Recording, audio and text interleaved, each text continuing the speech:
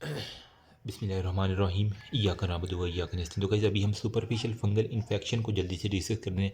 Basically क्या है superficial fungal, मतलब जो टॉपिकल इन्फेक्शन होते हैं ना, ठीक है। टॉपिकल इन्फेक्शन कहाँ पे होते हैं? आपने देखा होगा ये स्किन के ऊपर हो गया तो कभी कभी इन्फेक्शन हो जाते हैं ना, तो ठीक है। तो वो स्किन के ऊपर इन्फेक्शन सारे के सारे। नंबर 1 पे वो हमारे पास जो बता रहा है वो हमें है ग्राइसोफ्लेविन, ठीक है। इसकी जो है ना वो बता रहा है, वो कह रहा है कि ये मेडिसिन हम जो देते हैं ना सुपरफिशियल इन्फेक्शन, ग्राइसोफ्लेविन क्या करेगा ये ओरली जो है ना, इसकी अब्जॉर्प्शन एक तो अच्छी है, ये बात हमने याद रखनी है। अच्छा, ब्लड वेसल से जनाब हमने खाई है ना, तो ये ब्लड वेसल से होती होती है, अगर मुझे यहाँ पे इन्फेक्शन है तो यहाँ पे आगे से एक्ट कर लेना, ठीक है। ब्लड वेसल से आके यहाँ पे फिर आकर रिलीज़ होगी और यहाँ से अंदर से इन्फेक्शन को मारेगी, ठीक है। तो क्या करेगी, ब्लड वेसल से स्किन के ऊपर आएगी।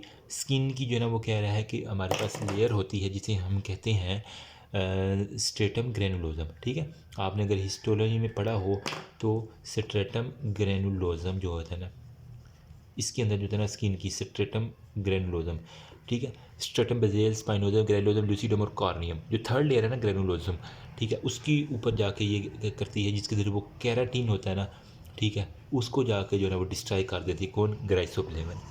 वहाँ पे जाके ग्राइंडर चला देगी अपना गुर्र गुर्र गुर्र, और वहाँ से कैराटिन को सारे के सारे को कर देगी। मैंने तो यूँ याद किया था। आपके मोड ऑफ एक्शन क्या है, ठीक है। मोड ऑफ एक्शन मैंने बताया कि ग्राइसोफ्लेविन अगर आप देखें तो यहाँ पे ये देखें डिस्टर्ब करती है माइक्रोट्यूब्यूल के फंक्शन को। कौन? ग्राइसोफ्लेविन। इसी वजह से मैंने एमसीक्यूज आपको ये दिखवाया था, ठीक है। करेगी क्या? न्यूक्लिक एक तो एसिड जो है ना उसकी सिंथेसिस को स्टॉप कर देगी, ठीक है।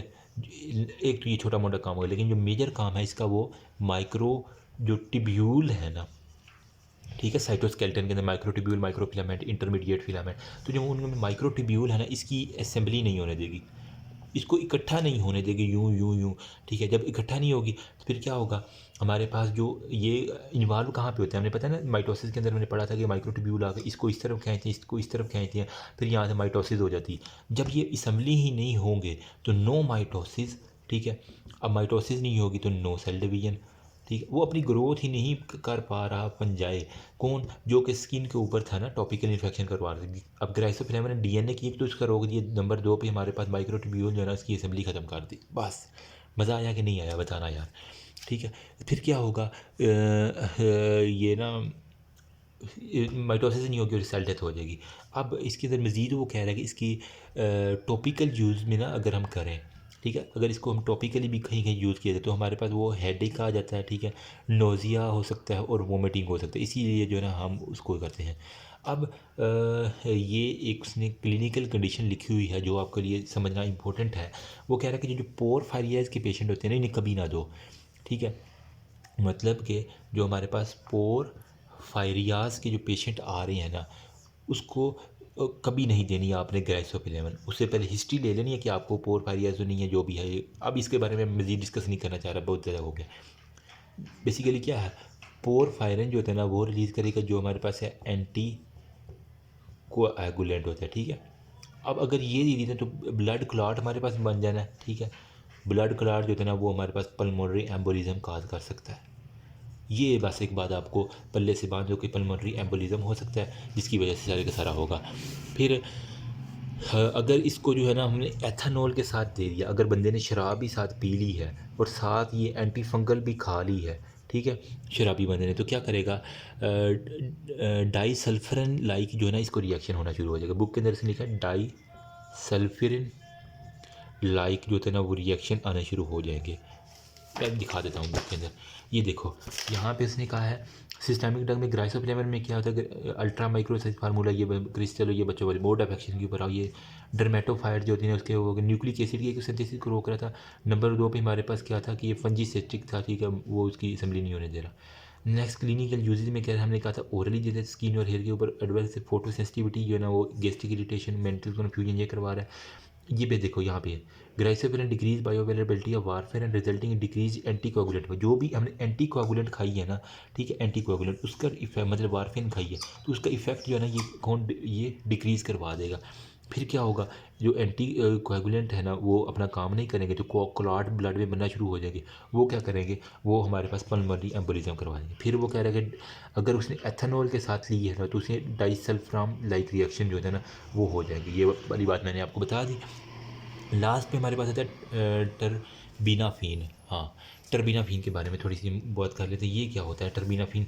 कुछ भी नहीं है इसके अंदर, सिंपली आपको वो याद होगा, मैंने जो शुरू शुरू में आपको बताया है क्या था वो टेबल। पहले मैं हेडिंग दे लूँ यार, टर्बिनाफाइन, इसके बारे में क्या कह रहा है? वो कह रहा है कि हमारे पास शुरू शुरू में क्या कहता था, सिक्योलिन से जनाब हमारे पास मारा था सिक्योलिन एपोक्साइड, ठीक है। सिक्योलिन एपोक्साइड जो था ना वो फिर क्या माना था हमारे पास, ये वाला लेनोस्टिरोल, ये वाला मैं टेबल बना रहा हूँ, ठीक है, लेनोस्टिरोल, ठीक है। लेनोस्टिरोल से मेरे पास क्या मारा है, एर्गोस्टिरोल, ठीक है। टर्बिनाफिन क्या कर रहा है यहाँ पे देखो, टर्बिनाफिन जो है ना वो सिक्योलिन को सिक्योलिन एपोक्साइड में कन्वर्ट नहीं होने दे रहा। मेरी बात को समझ रहे हैं ना, सिक्योलिन से सिक्योलिन एपोक्साइड नहीं मारा, तो मैं कह सकता हूँ कि टर्बिनाफिन ने जाके यहाँ पे एक्ट करना है, वो ये वाला स्टेप इसने रोकना है। ये वाला स्टेप कौन सा रोक रहा था, एजोल वाले सारे के सारे ये स्टेप रोक रहे थे, लेकिन टर्बिनाफिन क्या कर रहा है, ये सिक्योलिन से सिक्योलिन एपोक्साइड नहीं बनने दे रहा। फिर क्या होगा, क्या होगा, इनहेबिट कर देगा। जब ये स्टेप रोक दोगे या ये स्टेप, अल्टीमेटली हमारे पास एर्गोस्टिरोल जो है ना वो इनहेबिट हो जाएगा। जब एर्गोस्टिरोल इनहेबिट हो जाएगा तो फिर हमारे पास वो उसकी डेथ हो जानी है, सारी इस बात बन जाएगी। टॉक्सिसिटी क्यों होती है फिर देखिए इसकी लेने की वजह से टॉक्सिसिटी हो जाती है, जो हमारे सिक्योलिन है ना, ठीक है, इसकी जो है ना वो अकामुलेशन में जिसम के अंदर ये बढ़ना शुरू हो जाता है। जब ये आगे कन्वर्ट ही नहीं हो रहा, ये बनता जा रहा है, तो ये इसकी जो है ना वो अकामुलेशन होना शुरू हो जाएगी। तो मैं कह सकता हूँ इसकी वजह से जो है ना वो टॉक्सिसिटी जो है ना वो ड्यू टू अकामुलेशन ऑफ सिक्योलिन जो है ना वो हो जाती है। वही फिर इसका जीआईटी डिस्टर्बेंस हो गया, हेडेक वगैरह वो